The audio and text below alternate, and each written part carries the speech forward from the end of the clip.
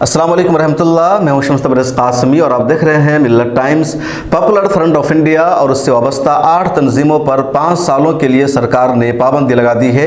इस पाबंदी के खिलाफ मुल्क की मुस्लिम तंजीमों की जानिब से वो रिएक्शन व बयान सामने नहीं आया जिसकी तवक्को थी। पॉपुलर फ्रंट ऑफ इंडिया मुसलमानों की तंजीम थी, मुसलमानों के लिए तंजीम काम कर रही थी, मुसलमानों के इशूज़ को उठा रही थी, RSS की आइडियोलॉजी को ये काउंटर कर रही थी।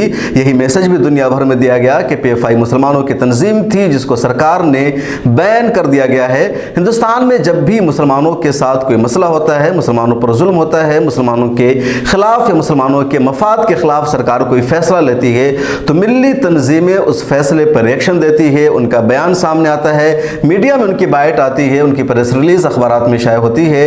लेकिन पॉपुलर फ्रंट ऑफ इंडिया पर बैन लगने के बाद हिंदुस्तान की मिल्ली तंजीमों की जानिब से उस तरह का रिएक्शन नहीं आया, उनके बयानात सामने नहीं आए जिसकी तवक्को की जा रही थी। आखिर क्यों? एक बहुत अहम सवाल है जिसका जवाब हम इस वीडियो में जानने की कोशिश करेंगे। आपसे भी रिक्वेस्ट है कि इसका जवाब कमेंट सेक्शन में जरूर दीजिएगा और आगे भी हम इस गुफ्तगू को जारी रखेंगे। पॉपुलर फ्रंट ऑफ इंडिया मुसलमानों की तंजीम थी और जब इस पर पाबंदी लगी, जैसा कि कुछ लोगों ने कहा भी है, तो इसका मतलब मुसलमानों पर पाबंदी लगी है, मुसलमानों को काम नहीं करने दिया जा रहा है, लिहाजा मिल्लत की तंजीमों को बोलना चाहिए था, लेकिन ऐसा नहीं हुआ। हिंदुस्तान में या किसी भी इस तरह के मुल्क में किसी भी ऑर्गेनाइजेशन का मकसद होता है अपनी कम्युनिटी के लिए आवाज़ उठाना। हिंदुस्तान में अगर सरकार मुसलमानों से बातचीत करना चाहती है, मुसलमानों से गुफ्तगू या डायलॉग करना चाहती है, तो तमाम मुसलमानों से सरकार के लिए या किसी भी ऑर्गेनाइजेशन के लिए बातचीत करना पॉसिबल नहीं है। चुनांचे ऐसी जगहों पर ये जो तंजीम होती है, जो कम्युनिटी को रिप्रेजेंट करती है, इससे ही बातचीत की जाती है, इसका रिएक्शन कम्युनिटी का रिएक्शन होता है, इसकी बात कम्युनिटी की बात समझी जाती है। और हिंदुस्तान में मुसलमानों की तर्जमानी करने के लिए, मुसलमानों की नुमाइंदगी करने के लिए 10-12 तंजीमें हैं जिनको अहमियत हासिल है, जिनका रसूख हासिल है, और सरकार भी उन तंजीमों को मुसलमानों की नुमाइंदा ऑर्गेनाइजेशन समझती है। सरकार को खा बीजेपी की सरकार हो, इससे पहले कांग्रेस की सरकार हो रही हो, या स्टेट की जो भी सरकारें, उनको जब भी मुसलमानों से बातचीत करना होता है, मीडिया को, दुनिया को, अवाम को यह दिखाना होता है कि सरकार का मुसलमानों से ताल्लुक़ है, सरकार मुसलमानों के लिए कोई काम करना चाहती है, तो इसी तरह की ऑर्गेनाइजेशन के जिम्मेदारों से, इस तरह की तंजीमों के वफद से बातचीत की जाती है, मुलाकात की जाती है। हिंदुस्तान में मुसलमानों की जिन तंजीमों को मुसलमानों का नुमाइंदा समझा जाता है, उसमें सबसे पहला नाम आता है all India Muslim personal law board का। यह सबसे अहम इसलिए भी है क्योंकि इस तंजीम में हिंदुस्तान में मुसलमानों के जितने मकातिब फ़िक्र हैं, जितने मसलक है, उन तमाम की नुमाइंदगी इसमें शामिल है। देवबंदी मकतब फ़िक्र भी है, बरेलवी मकतब फ़िक्र भी है, अहले हदीस मकतब फ़िक्र भी है, शिया भी हैं, सुन्नी भी हैं, अहले हदीस भी हैं। तो तमाम मकातिब फ़िक्र के उलमा all India Muslim personal law board में एक साथ मौजूद हैं और सभी कोई ना कोई अहम जिम्मेदारी निभाते हैं, सभी की यहाँ नुमाइंदगी होती है। इसलिए all India Muslim personal law board की सबसे ज़्यादा अहमियत है। हिंदुस्तान समेत दुनिया भर में इस तंजीम को मुसलमानों का सबसे बड़ा नुमाइंदा इदारा समझा जाता है। दूसरे नंबर पर जमीयत उलमा हिंद है। ये देवबंदी मकतब फ़िक्र की तर्जमानी करती है, लेकिन हिंदुस्तान की सबसे कदीम और पुरानी तंजीम में 100 साल हो चुके हैं। हिंदुस्तान की आज़ादी में इस तंजीम का नुमाया रोल रहा है, इसलिए जमीयत उलमा हिंद को भी बेपनाह असर रसूख हासिल है और जमीयत की जो भी बात होती है उसकी सरकार की नज़र में एक अहमियत होती है। दुनिया भर में जमीयत की आवाज़ पर तवज्जो दी जाती है। तीसरी अहम तंजीम जमात इस्लामी हिंद है। यह भी एक पुरानी तंजीम है और अहम और कदीम तंजीमों में से एक है। इसके बारे में भी कहा जाता है कि एक मखसूस मकातिब फ़िक्र की तर्जमानी करती है। मौलाना अबुल आला मौदूदी की आइडियोलॉजी के मुताबिक तंजीम काम करती है। एक और अहम ऑर्गेनाइजेशन में ऑल इंडिया मुस्लिम मजलिस मशावरत शामिल है। ये एक ऐसी ऑर्गेनाइजेशन है जिसको अम्ब्रेला बॉडी कहा जाता है, यानी जितनी मिल्ली तंजीमें हैं उन सब की एक अम्ब्रेला बॉडी है और मुसलमानों के अहम इशूज़ पर यह तंजीम काम करती है, आवाज़ उठाती है। मुसलमानों को कैसे मुत्तहिद करना है, मुसलमानों को कैसे एक प्लेटफॉर्म पर लाना है, वो इस तंजीम का बुनियादी एजेंडा है। इसके अलावा ये तंजीम मुस्लिम ऑर्गेनाइजेशन को मेंबर्स बनाती है। दूसरी जो तंजीमें हैं वो अफराद को मेंबर बनाती है, लेकिन ऑल इंडिया मुस्लिम मजलिस मशावरत की जो मेंबर्स हैं उनमें मुस्लिम ऑर्गेनाइजेशन भी शामिल है। हम आपको जानकारी के लिए बता दें कि ऑल इंडिया मुस्लिम मजलिस मशावरत की मेंबर्स में PFI का नाम शामिल नहीं था, यानी Jamiat Ulama Hind, all India Muslim personal law board, Jamaat Islami, all India Milli council जैसी तमाम तंजीमें PFI मुशावरत की मेंबर है, लेकिन PFI मेंबर ऑर्गेनाइजेशन नहीं थी, मुस्लिम मजलिस मुशावरत की। एक और अहम ऑर्गेनाइजेशन ऑल इंडिया मिल्ली काउंसिल है, जो 1992 में काजी मुजाहिदुल इस्लाम कासमी, डॉक्टर मंजूर आलम और इस जैसे सरकर्दा शख्सियात के जरिए कायम हुई थी। यह भी हिंदुस्तान की अहम तरीन तंजीमों में से एक है और इस तंजीम में भी हिंदुस्तान के तमाम मकातब फ़िक्र के उलमा, दानिशवरान और सहाफ़ियों की नुमाइंदगी शामिल है। और एक तरह से यह भी बहुत अहम ऑर्गेनाइजेशन इस तरह कर कि इसमें उलमा भी हैं, सहाफ़ी भी हैं, दानिशवरान भी हैं, इंटेलेक्चुअल्स भी हैं, लॉयर्स भी हैं और तमाम मकातब फ़िक्र इलाका और ख़ित्ता से ताल्लुक़ रखने वाले इस तंजीम में मौजूद है। हिंदुस्तान की अहम तरीन तंजीमों में मरकज़ी जमीयत अहले हदीस भी शामिल है। यह तंजीम अहले हदीस मकातब फ़िक्र की तर्जमानी करती है और मुल्क की बेपनाह कदीम और पुरानी तंजीमों में से एक है। इसके अलावा वहदत इस्लामी है और दूसरी कई तंजीमें हैं।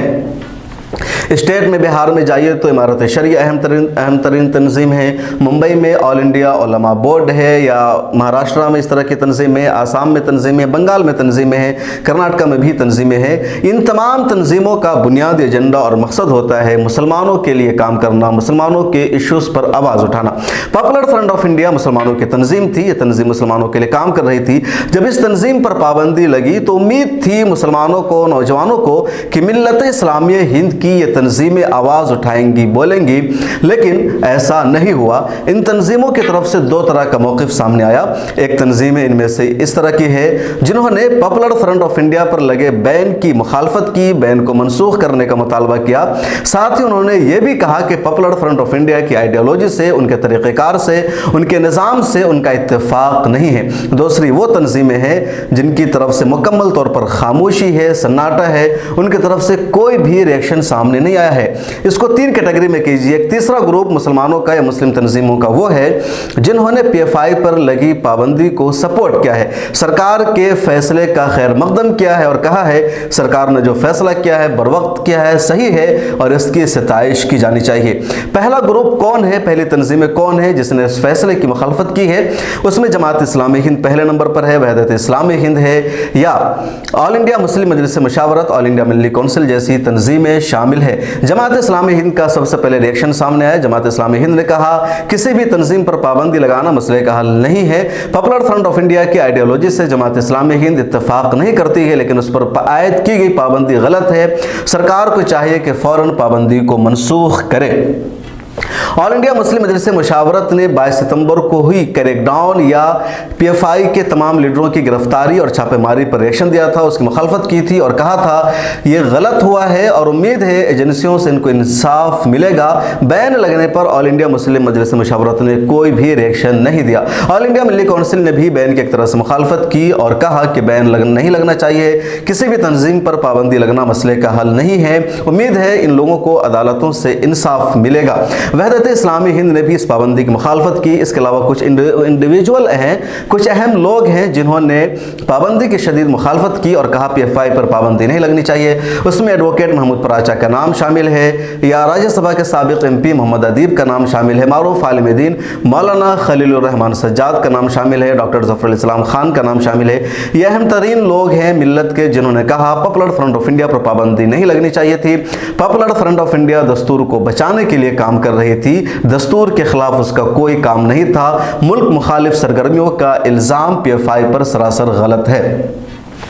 और अब बात करते हैं दूसरी उन तंजीमों की जिन्होंने खामोशी इख्तियार की।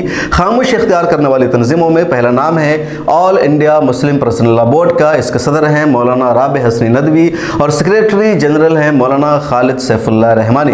हिंदुस्तान के मुसलमानों के साथ जब भी कोई अहम मसला होता है तो इस तंजीम की जिम्मेदारी होती है कोई रिएक्शन देना, उस पर आवाज़ उठाना, साथ देना, या गलत और सही क्या है उसके बारे में बताना। और उमूमन मौलाना खालिद सैफुल्लाह रहमानी का रिएक्शन बयान भी सामने आता है।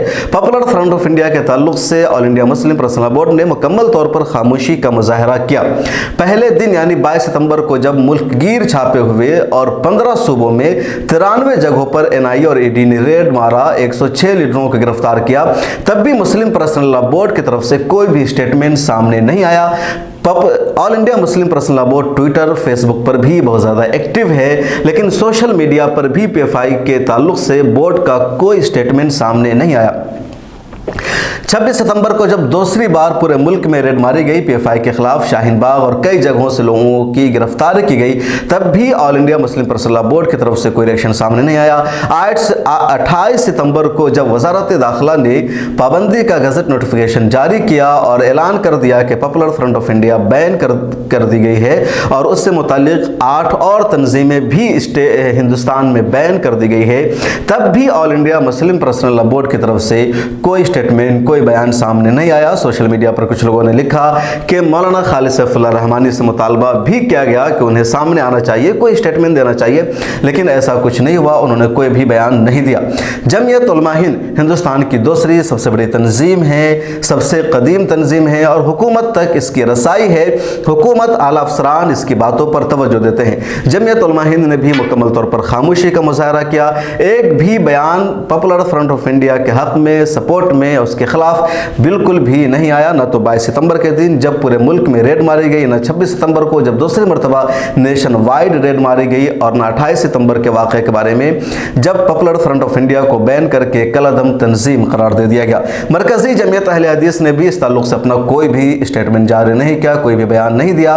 मरकजी जमीयत अहले हदीस के रहनुमा यानी अमीर मौलाना असगर अली इमाम मेहदी सलफ़ी का नाम उन लोगों में लिया जा रहा है जिन्होंने पीएफआई पर बैन लगाने की मांग की थी। आपको याद होगा, आज से 1.5 महीना पहले दिल्ली के कॉन्स्टिट्यूशन क्लब में एक मीटिंग हुई थी सूफियों की। उस मीटिंग में मौलाना सलमान नदवी मौजूद थे, मौलाना असगर अली इमाम मेहदी सलफ़ी मौजूद थे, प्रोफेसर मोहसिन उस्मानी नदवी मौजूद थे। इसके अलावा मौलाना ज़ैनुल आबिदीन जो अजमेर की दरगाह के दीवान है वो मौजूद थे। इस तरह के कई सारे ग्रुप्स के लोग मौजूद थे। उस मीटिंग में अजीत डोवाल भी मौजूद थे। उसी मीटिंग में ये मेमोरेंडम सौंपा गया था कि पॉपुलर फ्रंट ऑफ इंडिया पर पाबंदी आयद कर दी जाए।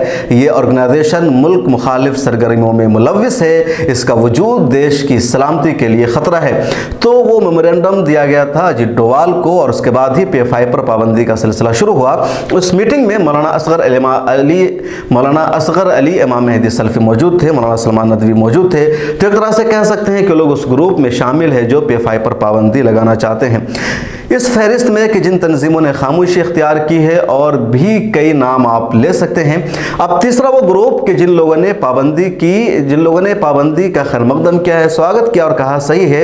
उसमें अभी मैंने बताया कि मरकज़ी जमीयत अहले हदीस के अमीर मौलाना असगर अली इमाम मेहदी सलफ़ी शामिल है। हालांकि अभी जब पाबंदी लगी है तो उनकी तरफ से कोई भी ताज़ा स्टेटमेंट नहीं आया है और भी कई दूसरी तंजीमों की तरफ से कोई स्टेटमेंट सामने नहीं आया है। इमारत शरिया पटना की तरफ से कोई स्टेटमेंट सामने नहीं आया है।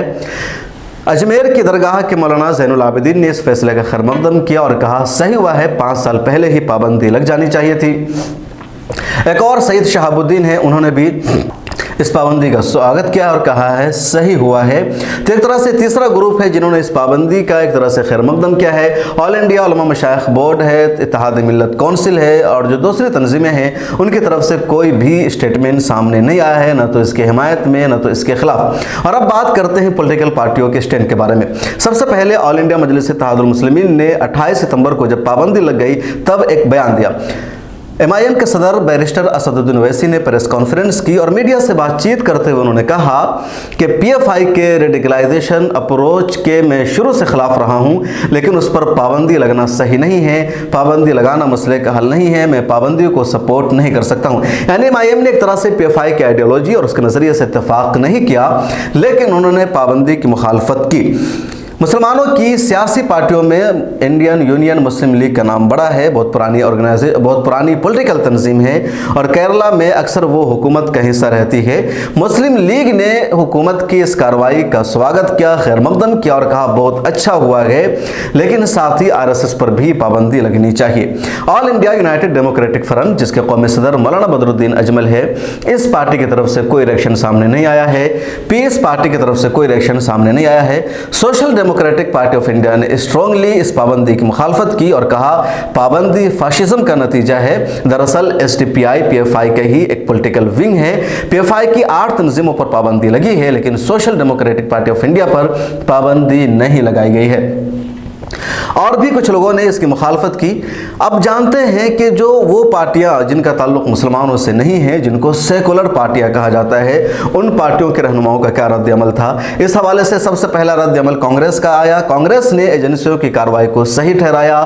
उन्होंने सरकार को सपोर्ट किया। कांग्रेस के राहुल गांधी हो या उनके दूसरे मीडिया स्पोक पर्सन हो, सभी ने कहा NIA ने जो कार्रवाई की वो सही है और इस देश में ऐसी कोई भी तंजीम नहीं होनी चाहिए जहां से रेडिकलाइजेशन को फरोग मिलता हो। इसके बाद आरजेडी के सुप्रीमो लालू प्रसाद यादव का बयान सामने आया। उन्होंने PFI पर लगी हुई पाबंदी का तो कोई जिक्र नहीं किया, लेकिन साथ में उन्होंने कहा कि PFI पर पाबंदी लगने से ज़्यादा ज़रूरी है RSS पर पाबंदी लगना। RSS सबसे ज़्यादा कट्टरवादी तंजीम है और उनके इस स्टेटमेंट के बाद ही एक बहस छिड़ गई, एक गुफ्तगू का नया मोड़ सामने आ गया कि RSS पर पाबंदी लगनी चाहिए। RSS पर क्यों पाबंदी नहीं लग रही है? जिस तरह का काम PFI का है उसी तरह का काम RSS का है, फिर RSS पर क्यों पाबंदी नहीं लग रही है? HD कुमार स्वामी ने भी कहा कि PFI पर पाबंदी लगने की वजह बताई जानी चाहिए और उससे पहले RSS पर पाबंदी लगना जरूरी है। संजय सिंह आम आदमी पार्टी के राज्यसभा MP है। उन्होंने भी कहा कि अगर कोई तंजीम देश मुखालिफ सरगर्मियों में मुलविस है तो उस पर पाबंदी लगनी चाहिए, लेकिन जो तंजीमें मुखालफत कर रही है उस पर पाबंदी क्यों नहीं लग रही है? महमूद पराचा ने भी कहा कि RSS पर पाबंदी लगनी चाहिए थी क्योंकि RSS दस्तूर बदलने का काम कर रही है। तो ये मुस्लिम तंजीमों का या पॉलिटिकल पार्टियों का एक तरह से स्टेटमेंट या मौक़िफ़ है जिसका हमने तफसील से आपके सामने तज़किरा किया है। इस पूरी गुफ्तगू में ये बात सामने आई कि किसी भी मुस्लिम ऑर्गेनाइजेशन ने या किसी भी पॉलिटिकल पार्टी ने पॉपुलर फ्रंट ऑफ इंडिया के तरीक़ेकार, उनकी आइडियोलॉजी और उनके निज़ाम को सपोर्ट नहीं किया है, उसकी तायद नहीं की है। चंद शख्सियात के अलावा किसी ने नहीं कहा कि पॉपुलर फ्रंट ऑफ इंडिया सही काम कर रही थी। अब बहुत अहम सवाल हो जाता है कि आखिर पॉपुलर फ्रंट ऑफ इंडिया का ऐसा कौन सा तरीका था, ऐसा क्या काम था जिससे लोग डिसएग्री कर रहे हैं, कोई भी उसकी हिमायत नहीं कर रहा है? इसकी वजह क्या है? इसकी वजह आपको जानना ज़रूरी है। मैं भी अगली वीडियो में बताऊंगा कि बुनियादी वजह क्या है, लेकिन इस वीडियो में ये ज़रूर हम आपको बता दे रहे हैं कि पॉपुलर फ्रंट ऑफ इंडिया का काम क्या था, उनका सीक्रेट एजेंडा क्या था जैसा कि दावा किया जा रहा है, उनकी बुनियादी पॉलिसी क्या थी मुझे नहीं मालूम। वो तंजीम का ही कोई मेंबर बता सकता है, लेकिन तंजीम कलदम हो चुकी है। लेकिन जो कुछ उनका काम काज दिख रहा था, जो कुछ मीडिया में उनके ताल्लुक से खबरें आई थी पिछले दिनों, BBC, ABP न्यूज़ और कई सारे टीवी चैनलों पर अनीस अहमद जो PFI के सेक्रेटरी जनरल थे उनका इंटरव्यू सामने आया। खुद मैंने भी कई मरतबा PFI के लीडरों का इंटरव्यू किया, तो उसमें जो कुछ उन लोगों ने बताया अपना तरीक़ेकार कि हम मेंबर्स बनाते हैं और हम केडर बेस मेंबर्स बनाते हैं। PFI हिंदुस्तान में पहली मुसलमानों की ऐसी संस्था है जिसके पास केडर है, उसके अलावा किसी भी संस्था के पास कोई केडर नहीं है। PFI के पास 4 लाख का केडर है। उनका कहना था कि हम मुसलमानों में हिम्मत और हौसला पैदा करते हैं। उनका यह भी मानना है कि हम मुसलमानों पर हुए जुल्म के खिलाफ आवाज़ उठाते हैं। PFI के ताल्लुक से देखा जा रहा था कि लोग प्रोटेस्ट बहुत ज़्यादा करते थे, जल्दी करते थे। कहीं भी कोई प्रोटेस्ट करना हो, सड़कों को जाम करना हो तो PFI के लीडर्स ये कर देते थे। दूसरी तंजीमें हिंदुस्तान में ऐसा नहीं कर पाती है। पिछले दिनों जब दिल्ली में बहुत ज़्यादा एक्टिव थी PFI या social democratic party of India और कोई मामला होता था तो फ़ौरन ये लोग जंतर मंतर पर 10 मिनट में या 2 घंटे में 3 घंटे के नोटिस पर जमा हो जाते थे और एक छोटा मोटा प्रोटेस्ट कर लेते थे। दूसरी तंजीमों की तरफ से उमूमन ऐसा नहीं हो पाता है। PFI का जब फाउंडेशन डे आता था या इनका कोई दूसरा प्रोग्राम होता था तो ये लोग अपने केडर की परेड निकालते थे और मुकम्मल प्रोफेशनल अंदाज में और उसकी शूटिंग होती थी, उसको लोग वीडियोज़ प्रमोट करते थे। ये कुछ इनका एजेंडा है। उसके अलावा PFI का कहना था कि हम RSS की आइडियोलॉजी के खिलाफ काम करते हैं। हमारा बुनियादी एजेंडा है पूरी दुनिया को, पूरे हिंदुस्तान को ये बताना कि RSS देश के लिए खतरा है। RSS का एजेंडा हिंदुस्तान को हिंदू राष्ट्र बनाना है। RSS का एजेंडा हिंदुस्तान को दस्तूर बदलना है और PFI RSS के इस एजेंडे को नाकाम बनाने के लिए काम कर रही है। PFI का मकसद है दस्तूर हिंद की हिफाजत करना, हिंदुस्तान को हिंदू राष्ट्र बनाने से रोकना। तो ये कुछ है PFI का बेसिक काम जो सामने दिख रहा था। इसके अलावा केरला में कई तरह के मामले सामने आए। पिछले दिनों केरला या कर्नाटक में देखा गया कि SDPI या पॉपुलर फ्रंट ऑफ इंडिया के किसी भी लीडर का कत्ल हुआ तो अगले 24 या 48 घंटों में RSS और BJP के भी उसी रैंक के लीडर का कत्ल हो गया। इल्ज़ाम लगाया गया कि कत्ल की इस वारदात को अंजाम PFI और SDPI के लोगों ने अंजाम दिया है और इसी वजह से भी इन लोगों के खिलाफ और ज़्यादा कार्रवाई शुरू हुई। हालांकि सबूत मिले नहीं मिले इस मामले में अभी तक कोई पुख्ता सबूत नहीं आए हैं। दावा लगातार किया गया है और भी कई तरह के इल्जाम पॉपुलर फ्रंट ऑफ इंडिया और उससे वाबस्ता तंजीमों पर लगाए गए। पॉपुलर फ्रंट ऑफ इंडिया के बारे में यह भी देखा गया कि जब कोविड-19 का दौर था तो इस तंजीम के मेंबरान लोगों की मदद कर रहे थे, उन्हें अस्पताल पहुंचा रहे थे और जो लोग मर चुके थे, जिनकी आखिरी रसूमात अदा नहीं की जा रही थी, अपने भी हाथ नहीं लगाते थे, उसकी तजदीद व तकफीन में लोग पूरी मदद करते थे। हिंदू मुसलमान की तफरीक के बगैर सबकी मदद करते थे। यहाँ तक कि इन लोगों ने जो हिंदू है उनकी भी आखिरी रसूमात अदा की, जिस तरह उनको जलाया जाता है, वो सब काम इस तंजीम के लोग कर रहे थे। तो उनका एक काम है। अब इस काम के ताल्लुक से लोगों का कहना है कि तरीक़ेकार गलत था, इस तरह की आइडियोलॉजी से इत्तेफाक नहीं किया जा सकता है। अंदर का उनका सीक्रेट एजेंडा क्या था, NIA के दावे में कितनी सच्चाई है, इसके बारे में अगर सबूत पेश किया जाता है, तफसील सामने आती है तो उस पर मज़ीद बातचीत होगी। आपको इस बारे में क्या लगता है, मुस्लिम तंजीमों की खामोशी क्यों है? PFI का जो तरीक़ेकार है वो उसके बारे में आप जानते हैं, नहीं जानते हैं? अगर आप जानते हैं तो उससे आप एग्री करते हैं या नहीं करते हैं, कमेंट सेक्शन में ज़रूर लिखेगा ताकि चीज़ें वाज़ेह हो सके, मामला सामने आए और आपके कमेंट्स की बुनियाद पर हम अगली रिपोर्ट तैयार करेंगे। सोशल मीडिया के सभी प्लेटफॉर्म पर मिलत टाइम्स को सपोर्ट कीजिए, यूट्यूब चैनल को सब्सक्राइब कीजिए और ज़्यादा से ज़्यादा लोगों तक इस वीडियो का लिंक भी शेयर कीजिए। मिलत टाइम्स को आपकी ज़रूरत है, हमारी आप माली मदद करें।